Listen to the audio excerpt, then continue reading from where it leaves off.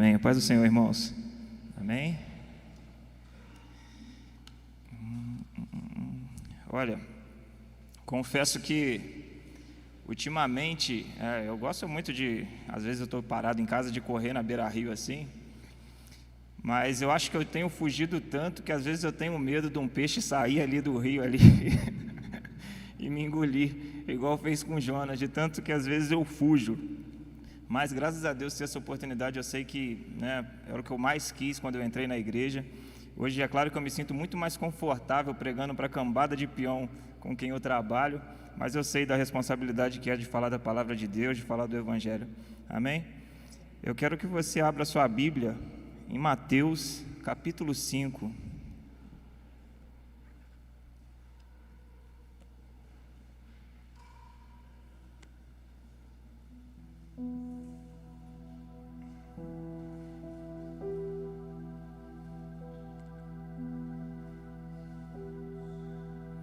Mateus capítulo 5, versículo 6.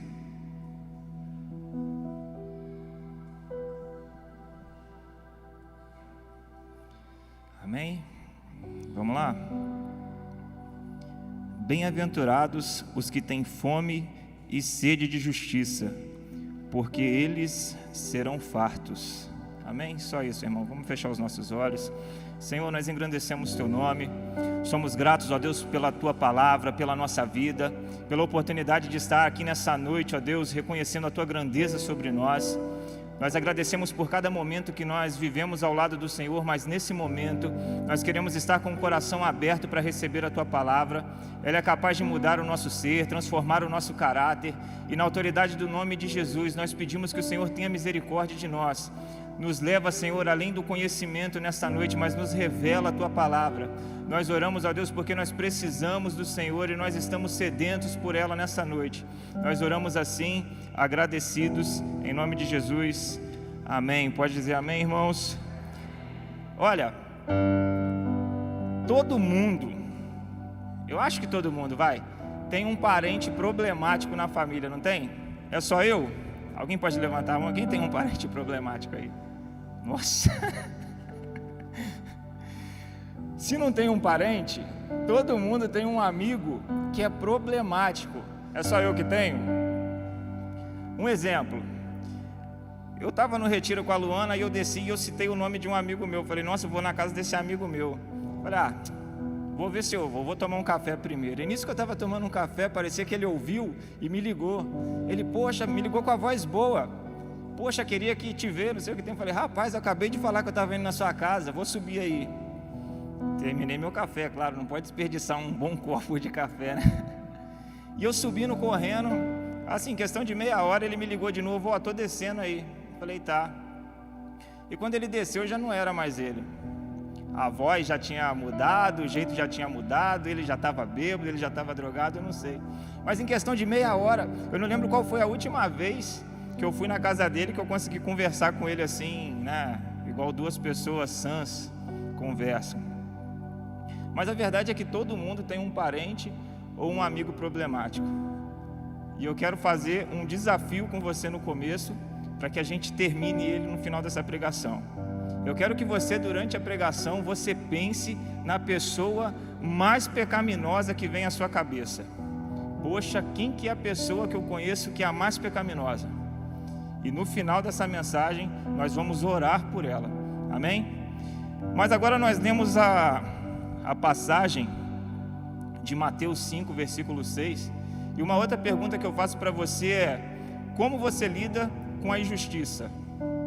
Mas injustiça em quê? Injustiça de tudo. Você já se sentiu injustiçado alguma época da sua vida? Eu já. E eu tenho certeza que você, seja no trabalho, ou seja na igreja, ou seja no meio da sua família, com certeza aquele problemático te fez uma injustiça.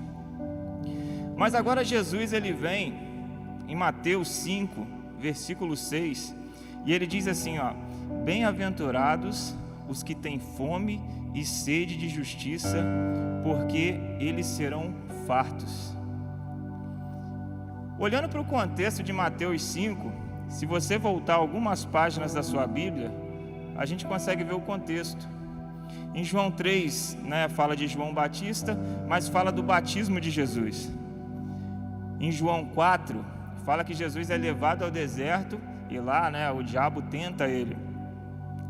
No mesmo 4, ele volta para Galileia e agora ele sobe o monte e nós vemos em Mateus 5, 6 e 7 o maior e mais bonito sermão já pregado em toda a história.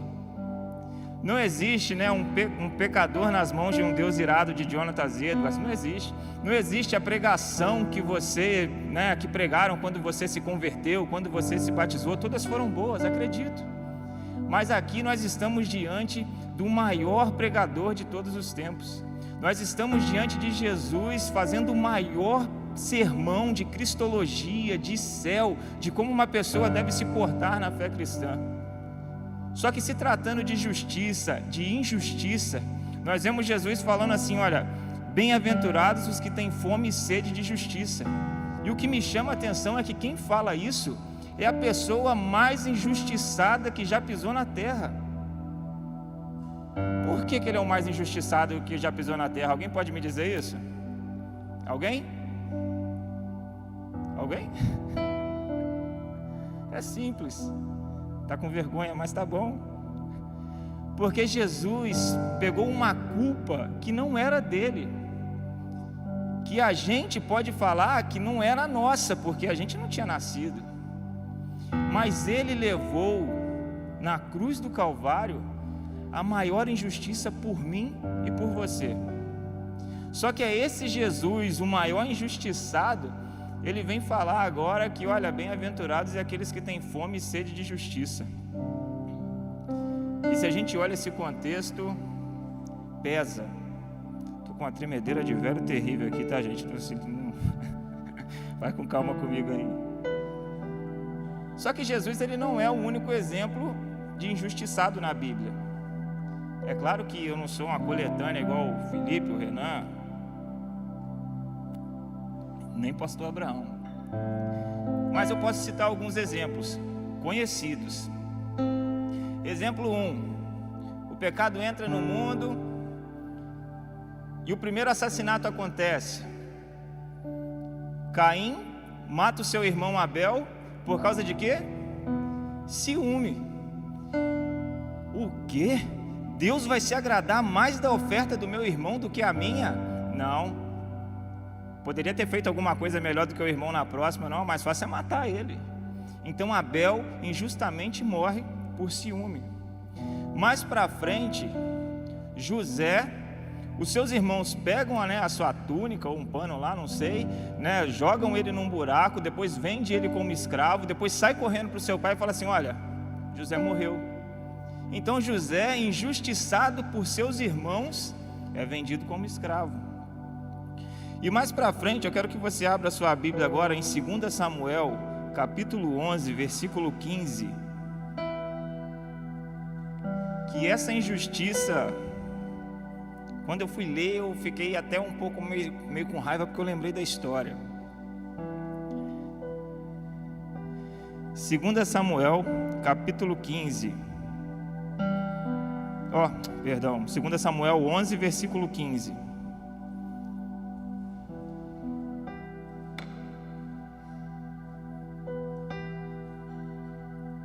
Vamos lá? Vou ler só esse versículo e tento explicar a história. Escreveu na carta dizendo: põe Urias na frente da maior força da peleja e retirai-vos de trás dele, para que sejais ferido e morra. Em 2 Samuel 11 está contando a história de um adultério que Davi cometeu. Davi passeando no terraço da casa, olha a mulher, Betseba, então olha, vou pegar essa mulher aí, pega essa mulher e tal. Só que esse homem chamado Urias era marido dela, estava servindo ao povo de Israel na época, estava batalhando. E Davi resolve adulterar com essa mulher, e agora essa mulher engravida. Então qual que é a ideia dele, brilhante? Olha, manda chamar Urias para cá. Urias chega, ele fala com Urias: olha, Urias, está pelejando muito, faz o seguinte, vai para sua casa, deita com a sua esposa, vai viver sua vida normal toma uma folga aí. Só que para surpresa dele, Urias pega e não vai para casa, ele fica deitado na porta. E quando ele é questionado: por que você não dormiu com a sua esposa? Não posso. Eu não posso ver a Arca da Aliança, eu não posso ver o povo de Israel na luta, e eu aqui, dentro da minha casa, com a minha esposa, no conforto da minha casa.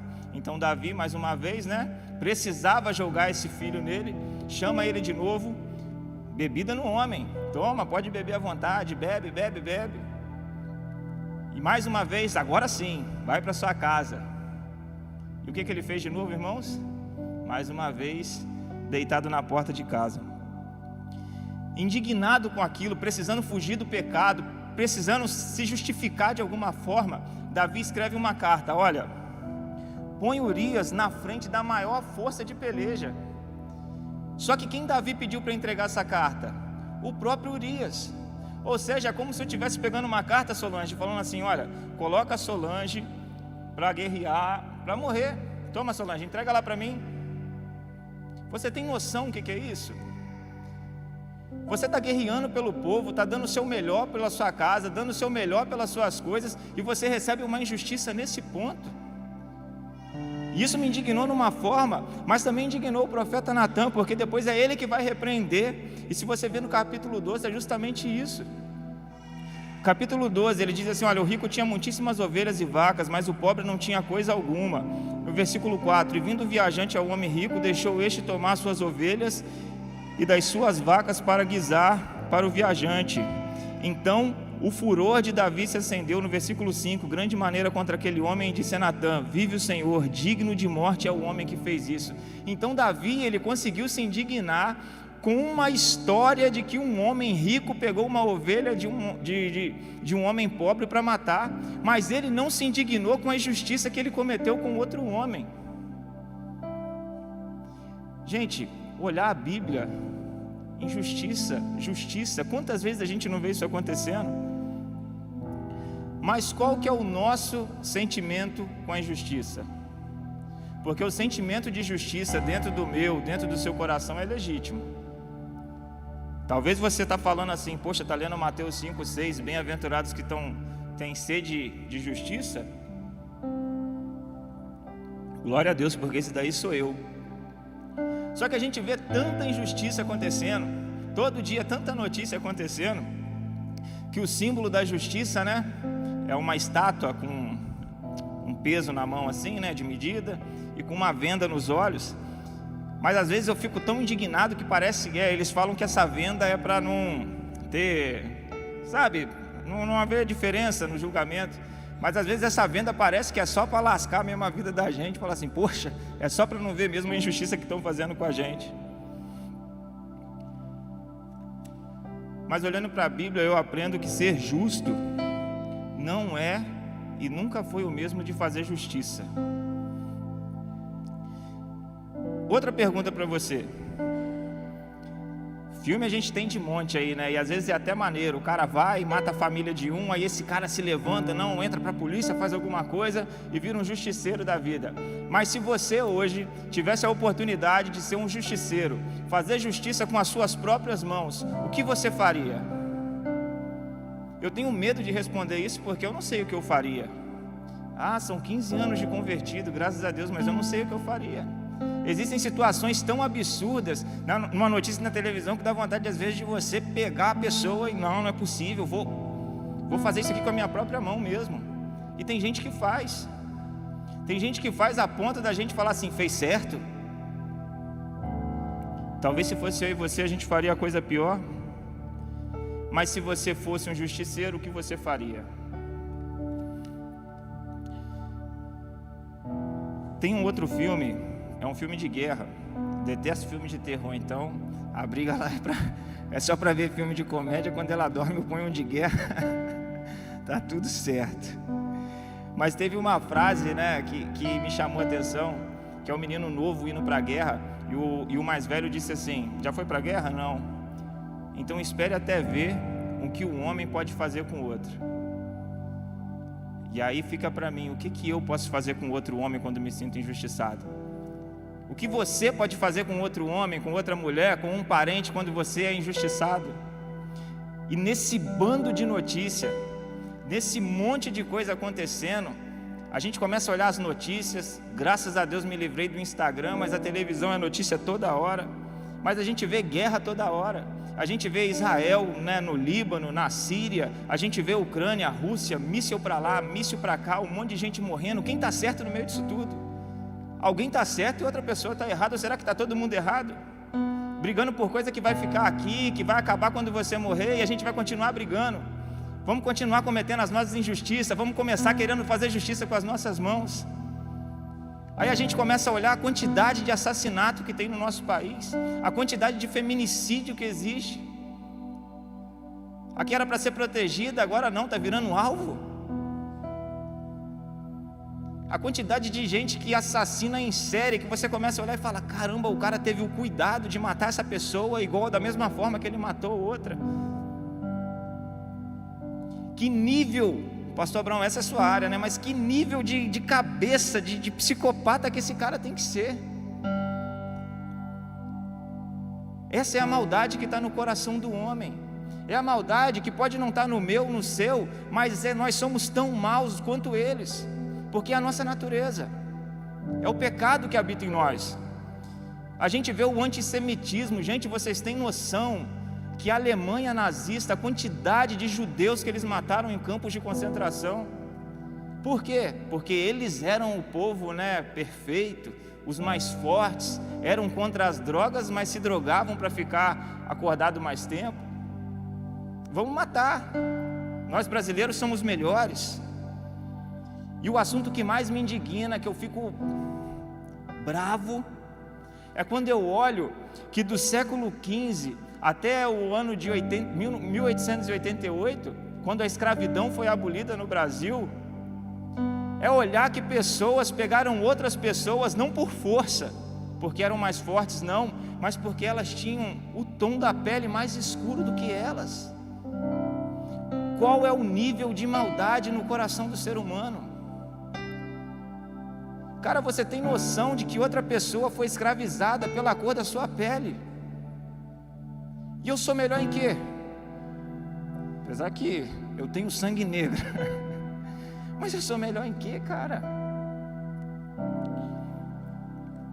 E aí, você vê esse monte de injustiça acontecendo, qual é o seu sentimento? Não, eu vou fazer alguma coisa. Eu tenho um amigo que adora fazer uso de entorpecentes, mas ele é contra o sistema.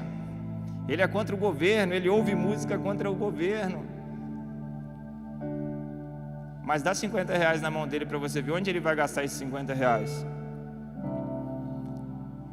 Podemos continuar, podemos falar de corrupção, podemos falar de corrupção na polícia, podemos falar como que uma droga chega, como que uma arma chega, podemos falar do nosso sentimento em querer entrar para fazer a diferença, seja na política, seja na polícia, e ver que o sistema é tão corrupto quanto as pessoas que já entram lá.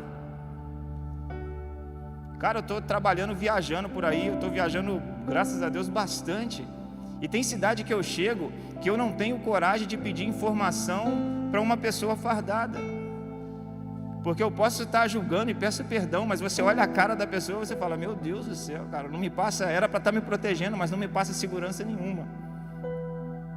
Tem um rapaz que escreve algumas frases, e ele disse assim, ó: a maldade humana tem apenas uma motivação, a busca insana pela superioridade.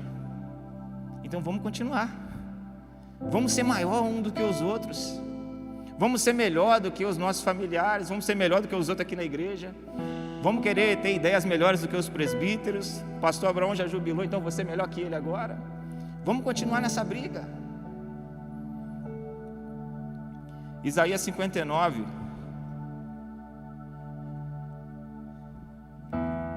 diz assim: eis que as mãos do Senhor não estão encolhidas para que não possa salvar, nem o seu ouvido agravado para que não possa ouvir.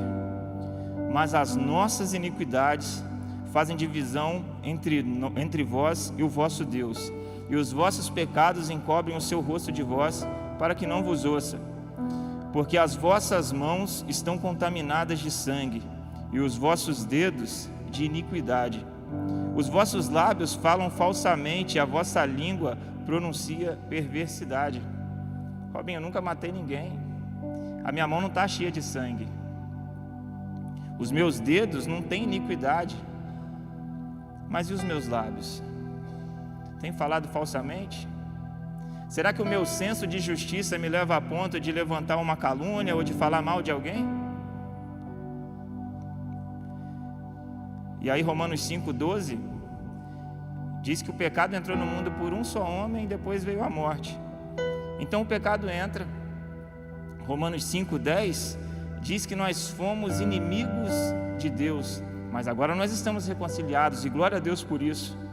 Mas quando a gente olha que nesse versículo de Isaías diz sobre iniquidade, e a gente vai para o dicionário e vê que iniquidade é um comportamento ou um ato perverso ou maldoso, como eu me coloco no meio disso tudo?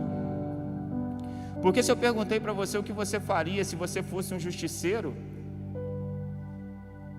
será que a maldade não está nisso?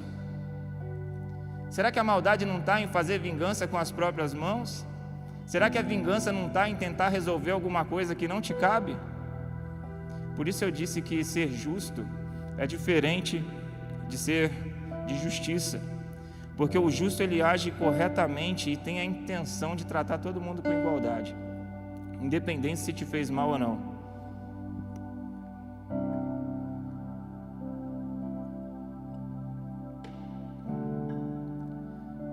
Mas se ainda assim você tivesse a oportunidade de fazer justiça com as suas mãos, quem você condenaria?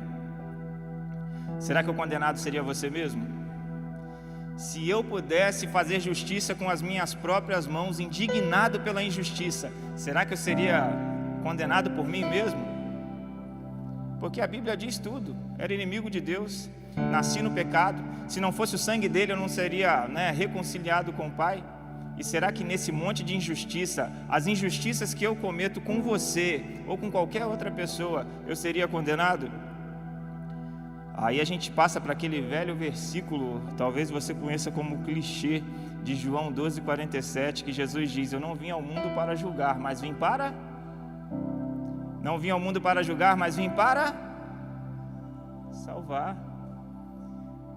E eu, 15 anos de igreja, 15 anos de evangelho, me acho na autoridade suficiente para...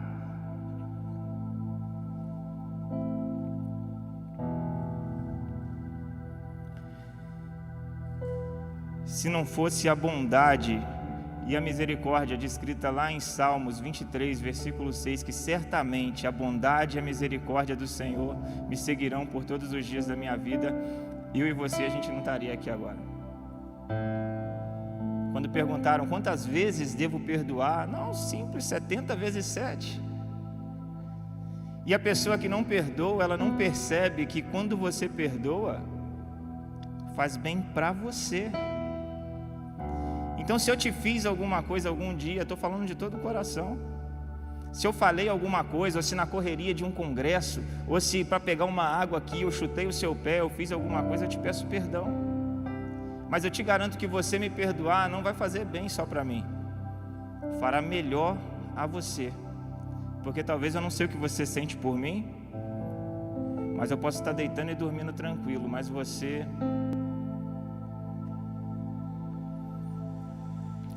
A régua com que eu tenho medido as outras coisas, a régua com que eu tenho medido outras pessoas, é a mesma régua que eu devo usar para me medir também. E às vezes a gente vem de uma vida longe de Cristo, onde, no meu caso eu não era cristão, ou achava que era, mas nunca tinha entrado numa igreja assim, a não ser no dia do casamento da Sandra, que eu vim aqui. Por sinal saí antes, tá, Sandra? Me desculpa, mas na época, quem se importava? Quem se importava? Só que aí agora a gente se converte, a gente vive naquela vida e fala: nossa, graças a Deus fui salvo, estou liberto. Mas o tempo vai passando, os anos vão passando, aquela mala que já estava vazia do velho homem começa a ser colocada novas coisas, e eu começo a ter mais razão. Eu começo a questionar as pregações do presbítero Márcio, do presbítero Marcelo. Vai usar o texto, já começa a pegar no pé do pastor Wilson. O pastor está errado. São novas bagagens, são novas coisas. Eu sou mais justo, eu sou mais santo, e agora sim, eu sou juiz, eu posso julgar alguém.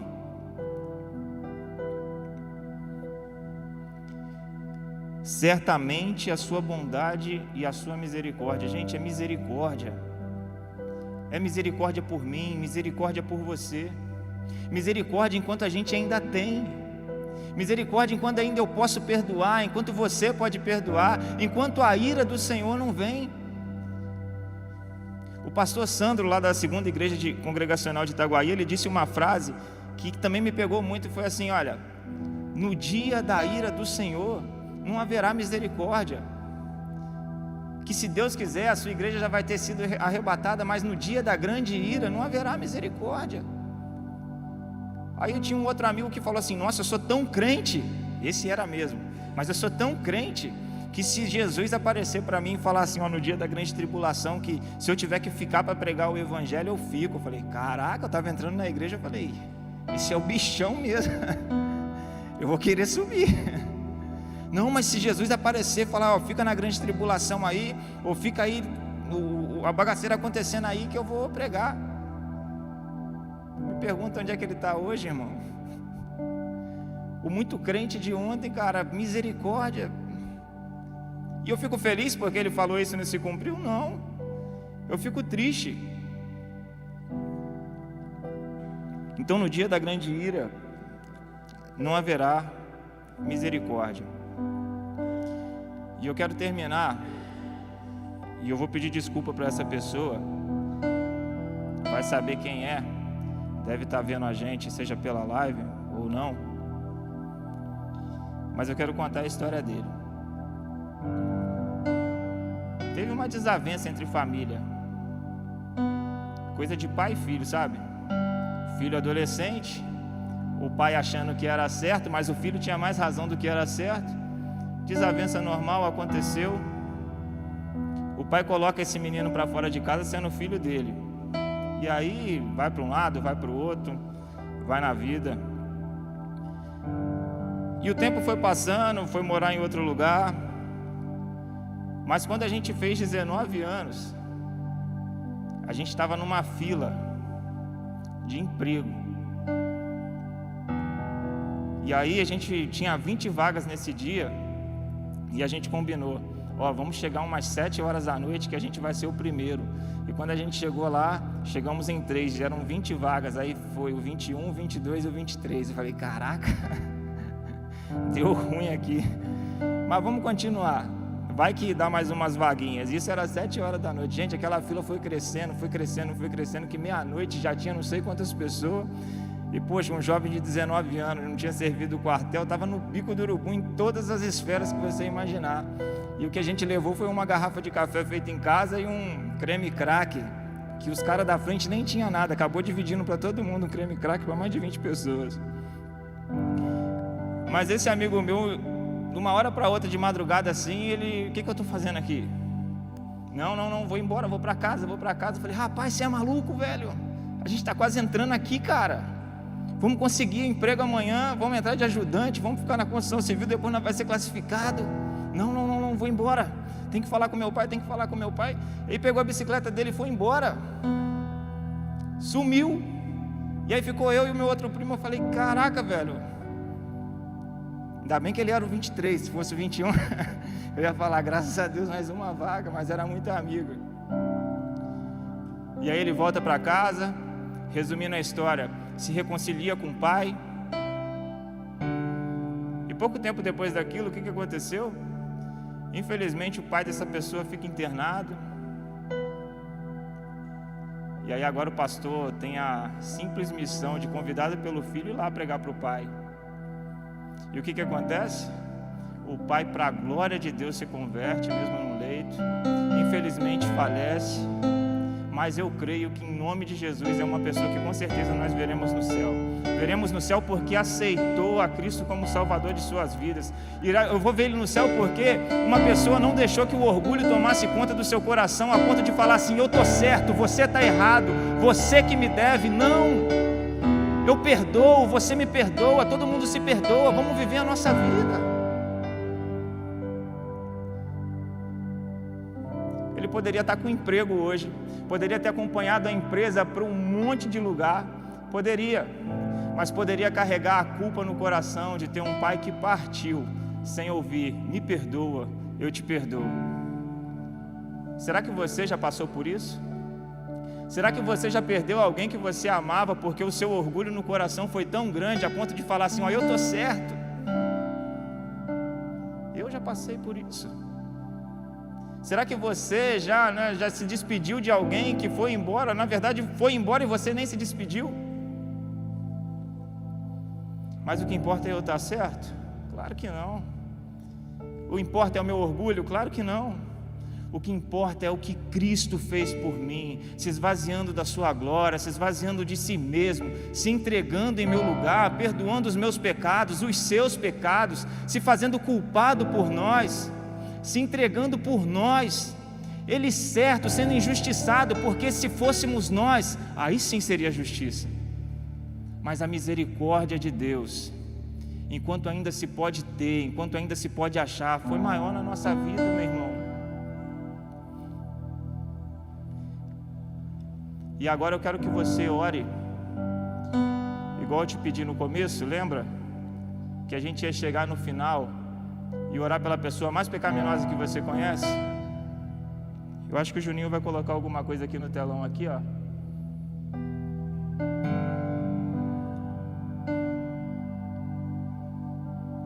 Se eu pedisse para orar pela pessoa mais pecaminosa que você conhece, o teu primeiro impulso seria orar por você mesmo? Será que seria eu mesmo? Eu peço que você se coloque de pé, o Ministério de Louvor já pode vir para cá.